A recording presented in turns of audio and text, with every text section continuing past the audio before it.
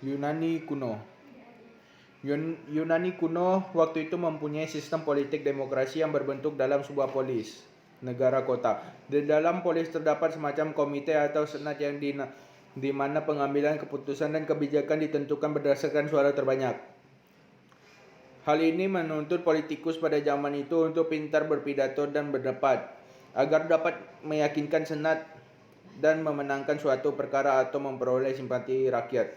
Kaum sofis hadir untuk mengajar para politikus seni berbicara dan berargumentasi di depan publik, sehingga mereka yang tidak mempunyai kemampuan dalam bidang pemerintahan dan kenegaraan dapat terjun langsung ke dalam politik. Sayangnya kemampuan seni bicara tersebut hanya digunakan untuk mencapai kekuasaan. Kaum sofis dikenal nakal karena dalam seni berargumentasi mereka selalu menghalalkan segala cara untuk memenangkan suatu perkara dan mendapatkan simpati massa. Mereka dikritik karena tidak menjunjung tinggi kebenaran di dalam argumentasi mereka. Salah satu filsuf sofis yang tersohor adalah Protagoras, berpandangan bahwa manusia dianugerahi oleh dewa dengan keadilan dan hormat. Dengan kedua anugerah ini manusia kemudian dapat membuat undang-undang yang tidak lebih baik ketimbang undang-undang yang lain, melainkan undang-undang cocok dengan suatu masyarakat tertentu tapi tidak cocok dengan masyarakat yang lain. Eudaimonia. Socrates pada zaman yang sama menganjurkan kepada penduduk Athena untuk mencapai jiwa yang baik. Jiwa yang baik dipahami sebagai keadaan objektif, yaitu berkembangnya seluruh aspek kemanusiaan personal, dalam artian bahwa seorang dengan pemikiran yang baik akan bertindak baik pula. Sayangnya kemudian Socrates divonis mati dengan pengadilan rakyat Athena yang dinyatakan bersalah dengan mayoritas 60 suara. Tetapi ajaran Socrates kemudian diturunkan kepada muridnya Plato. Plato mengajarkan bahwa manusia sebaiknya mencapai yang baik, namun tidak baik tersebut hanya terdapat di dalam polis. Bagi Plato, sejatinya kodrat manusia adalah makhluk sosial yang tentu saja makhluk yang berinteraksi di dalam polis. Plato menyarankan untuk selalu bersama agar dapat mencapai kebahagiaan, sebab manusia tidak akan mencapai kebahagiaan dengan menyendiri. Berdasarkan pengalamannya tentang gurunya, Plato kemudian meredikasikan pemikirannya terhadap negara. Semua negara sekarang diperintah secara buruk, kata Plato. Sama seperti Socrates, Plato menyarankan bahwa negara yang dipimpin oleh pemimpin yang berorientasi pada yang baik, atau yang dimaksud Plato adalah filsuf. Jadi Plato yang membangun model negara yang baik, yaitu negara dengan 3 jenis golongan, yaitu golongan penjamin nafkah, golongan penjaga, dan para pemimpin. Pemikiran Plato mengenai negara yang baik mungkin terlalu idealis karena pada kenyataannya sudah ada direalisasikan. Filsuf adalah para pencinta kebijaksanaan, mereka adalah para pemikir. Mungkin alangkah baik jika para filsuf tersebut kemudian yang mendidik para pemimpin agar dapat mengambil keputusan dan membuat kebijakan yang baik dan benar, atau cara yang termudah tentu saja adalah menjadikan para filsuf sebagai penasihat pemimpin negara. Bentuk negara yang baik. Sementara Aristoteles, murid Plato, mempunyai ajaran mengenai bentuk negara yang baik, yang dibedakan menjadi 3 monarki, aritokrasi, dan demokrasi. Pemerintahan demokrasi dengan UD. Menurut Socrates, dengan yang baik adalah negara yang mengarah kepada kepentingan umum dan kepentingan pribadi penguasa. Dengan demikian Aristoteles berpandangan bahwa demokrasi merupakan yang paling baik, di mana setiap warga negara dapat berganti pemerintah lewat pemilihan secara periodik sehingga dapat keseimbangan antara golongan. Hasil kebudayaan. 1. Sastra. Yunani memiliki hasil kebudayaan terkemuka dengan tokoh-tokoh seperti Homerus, Herodotus, Thucydides, dan Sophocles. Homerus dikenal sebagai penulis kisah Iliad dan Odyssey.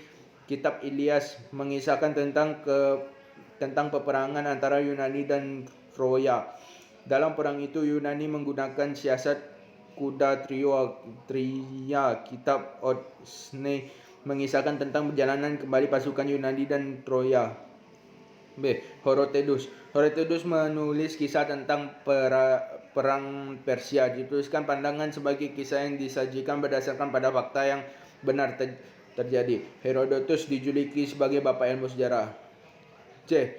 Thucydides menulis tentang perang Peloponnesos. Sophocles adalah pengarang drama Oedipus. 2. Filsafat. Berikut tokoh-tokoh filsafat Yunani terkemuka. A. Socrates. B. Plato. C. Aristoteles.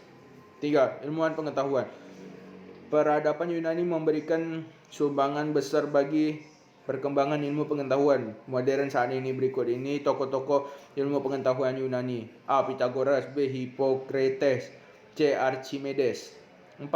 Seni bangunan. Yunani memiliki banyak hasil peradaban dan bidang seni bangunan. Namun banyak di antara bangunan tersebut dihancurkan oleh pasukan Persia. Bangunan-bangunan hasil peradaban bangsa Yunani pada umumnya ditunjukkan sebagai pengabdian terhadap dewi-dewi Yunani. Hasil seni bangun dari bangsa Yunani yang dikemukakan pada kuil Zeus di Bukit Olympus, kuil Platon, dan kuil Artemis. Suku dan bangsa Yunani kuno. Orang Yunani kuno terbagi menjadi 3 kaum bangsa: Doria, Aiolia, dan Ionia sekitar 1100 sebelum Masehi. Bangsa Doria yang tinggal di utara mulai menyerang Mykenae. Seluruh kota Mykenae hancur dan dijarah. Peradaban Mykenae akhirnya runtuh dan Yunani mengalami suatu periode yang disebut zaman kegelapan Yunani. Banyak teori yang mengenai penyebab keruntuhan bangsa Mykenae. Bencana alam mungkin melemahkan ekonomi Mykenae yang bersandar pada pertanian, sehingga mereka digantikan oleh bangsa Doria dengan bangsa Doria membangunkan perdagangan di penjuru Mediterania, daerah Attika. Mulai muncul sebagai daerah yang dominan sebagai pusat perdagangan. Meskipun begitu, perubahan ini tidak terjadi dengan cepat karena seluruh Yunani butuh pemulihan pasca keruntuhan Mykenae. Namun kontak Yunani dengan bangsa lain luar membawa dampak yang sangat drastis bagi masa depan Yunani. Perubahan paling drastis Yunani adalah periode ini adalah menghilangnya tulisan. Tidak ada catatan tertulis dari periode ini, dan tulisan dari periode setelah ini amatlah berbeda dibandingkan periode sebelumnya.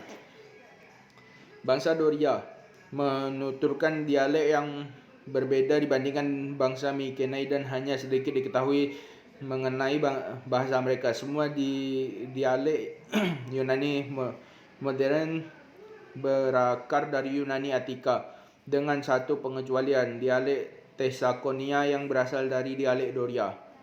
Bangsa Doria melakukan kontak dengan bangsa Punikia, bangsa penjajah laut dari Levant. Bangsa Yunani lalu mengadaptasikan konsep alfabet dari bangsa Funikia dan tercipta alfabet Yunani.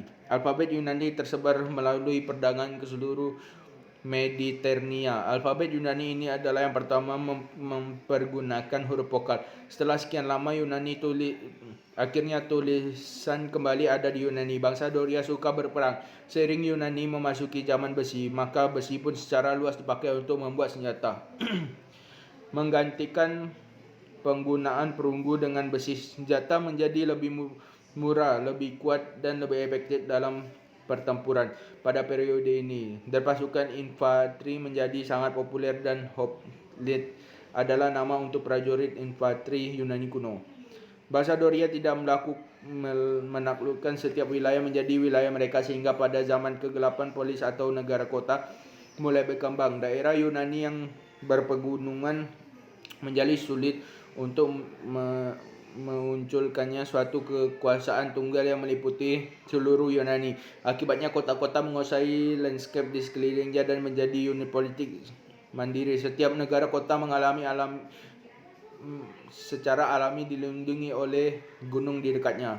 Setelah invasi Doria, sistem pemerintahan kerajaan muncul hampir di semua negara kota. Walaupun raja memegang posisi keagamaan yang tinggi, namun tidak ada pemerintah. Sebagai besar pemerintah di beberapa polis didominasi oleh aristokrasi tiran juga muncul pada periode ini. Seorang tiran adalah aristokrat yang memperoleh cukup kekuasaan untuk mengendalikan polis. Mereka didukung oleh pasukan hoplite pribadi membuat pemerintahan otokrasi. Meskipun gunung-gunung menyebabkan Yunani sulit bersatu, namun polis saling berbagi budaya, agama dan bahasa yang sama. Pada periode inilah orang Yunani mulai mengidentifikasi diri mereka sebagai bangsa Helen. Meskipun berada pada polis yang berbeda, orang Helen menuturkan bahasa yang sama, berpakaian dengan gaya yang sama, dan membuat arsitektur dengan gaya yang sama. Hal inilah yang menyatukan mereka sebagai bangsa Helen. Ekonomi Yunani kuno. Salah satu tulang punggung bagi perekonomian Yunani kuno adalah laut dan pelayaran. Banyak orang Yunani yang bekerja dengan mengandalkan pelayaran. Sejumlah orang Yunani menjadi nelayan yang menjual berbagai hasil tangkapan di pasar. Beberapa orang lain berdagang menjadi jual pedagangnya ke negeri-negeri yang jauh melalui laut. Ada pula orang Yunani yang menjadi tentara bagi negara kotanya. Mereka menaklukkan kota lain dan memaksa kota taklukannya memberi upeti. Banyak juga pelaut Yunani yang bekerja sebagai tentara bayaran yang menyewakan tenaga dan kapal mereka untuk bertempur bagi negara lain seperti Mesir dan Persia. Yang terakhir adalah orang Yunani yang menjadi perompak yang menyerang kapal atau pemukiman dan menjara barang-barang berharga. Pada kenyataan, pengelompokan pekerjaan tersebut tidaklah tetap, sehingga orang-orang yang terkadang menjadi nelayan, terkadang menjadi perompak, dan terkadang menjadi tentara bayaran.